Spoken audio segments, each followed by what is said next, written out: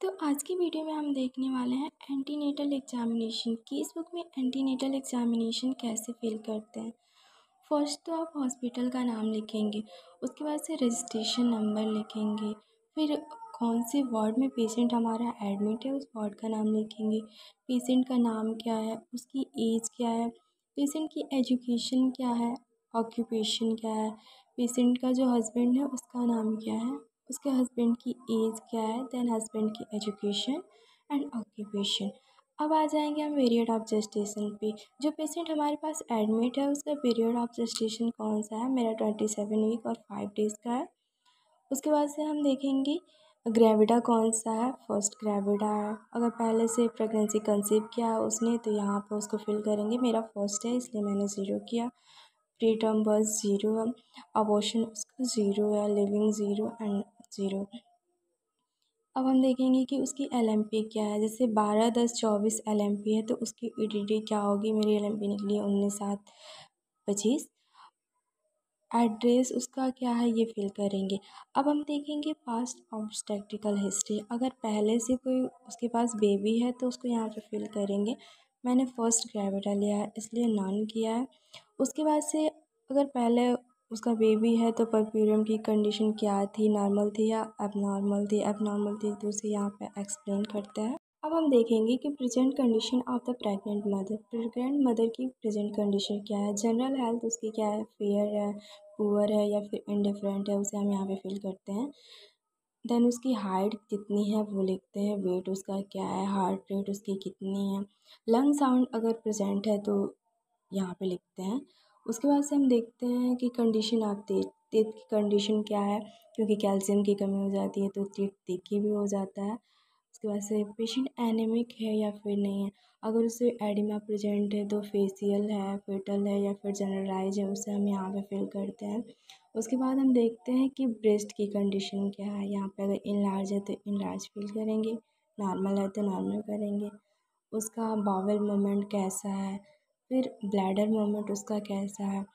अगर present time में उसे कोई माइनर एलिमेंट्स है तो उसे यहाँ पे फिल करते हैं। वजाइनल डिस्चार्ज हो रहा है तो प्रेजेंट करेंगे, नहीं हो रहा है तो एब्सेंट करेंगे या फिर डैश कर देंगे। लेबर पेन उसे हो रहा है क्योंकि अभी उसका जेस्टेशन कंप्लीट नहीं हुआ है तो लेबर पेन नहीं होगा इसलिए यहाँ पे छोड़ देंगे। उसके बाद हम देखते हैं पेशेंट का टेम्परेचर क्या है, पल्स रेट उसकी क्या है, रेस्पिरेशन क्या है एंड बीपी क्या है। इसे फिल करने के बाद हम इन्वेस्टिगेशन देखते हैं। यहाँ पे कुछ इन्वेस्टिगेशंस दिए हैं, इसकी नॉर्मल वैल्यू फिल करेंगे और उस नॉर्मल वैल्यू के अकॉर्डिंग पेशेंट का जो रिपोर्ट आया है उसमें उसकी वैल्यू क्या है उसे यहाँ पे फिल करेंगे। लास्ट में हम फीटल वेलबीइंग करेंगे।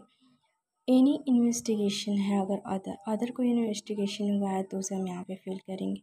क्या है इन्वेस्टिगेशन, उसकी वैल्यू क्या होती है, पेशेंट ने वो इन्वेस्टिगेशन डन कराया है या नहीं कराया। अगर कराया है तो उसकी वैल्यू क्या आएगी वो हम यहाँ पे फिल करते हैं। अब हम यहाँ पे देखते हैं ऑब्स्टेट्रिकल एग्जामिनेशन। फर्स्टली देखेंगे inspection, size of abdomen. Abdomen का साइज है वो कितना है। उसके बाद से देखेंगे कि शेप है उसका वो कैसा है, ओवॉइड है, पैडिफॉर्म है या फिर स्फेरिकल है, वो यहाँ पे हम फिल करते हैं। देन हम देखते हैं contour of the abdomen, smooth है या हार्ड है। स्मूथ है, मैंने स्मूथ फिल किया है।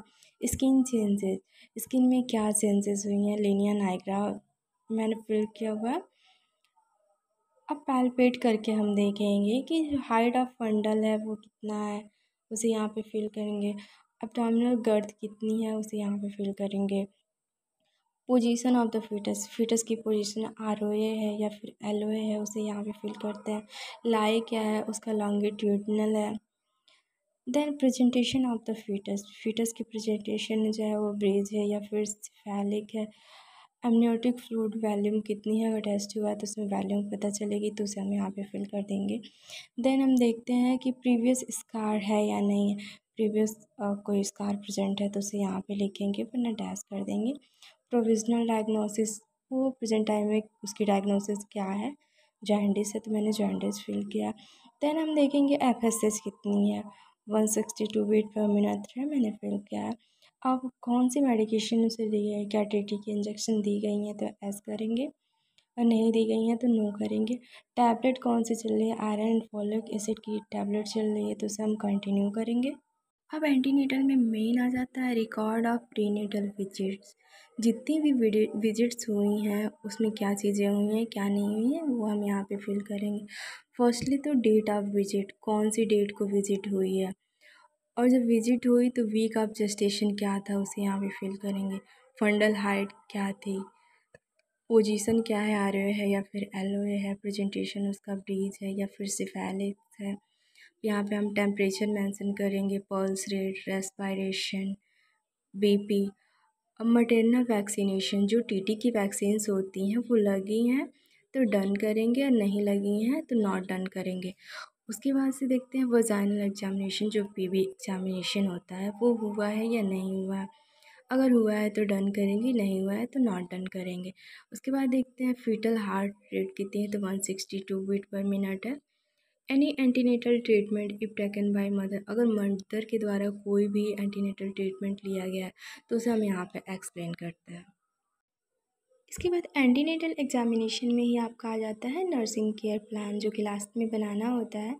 असेसमेंट, हमने क्या असेस किया, सबसे पहले सब्जेक्टिव डाटा क्या है, पेशेंट कौन से कंप्लेंट के साथ आया है और हमने क्या ऑब्जर्व किया है।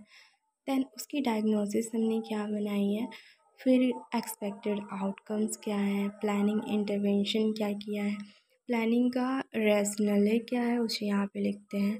दैन इवैल्यूएशन क्या है, हमें क्या हमने एवेलुएट किया है। अगर वीडियो ज़रा भी हेल्पफुल रही हो तो प्लीज़ मेरे चैनल को सब्सक्राइब करें। Thank you.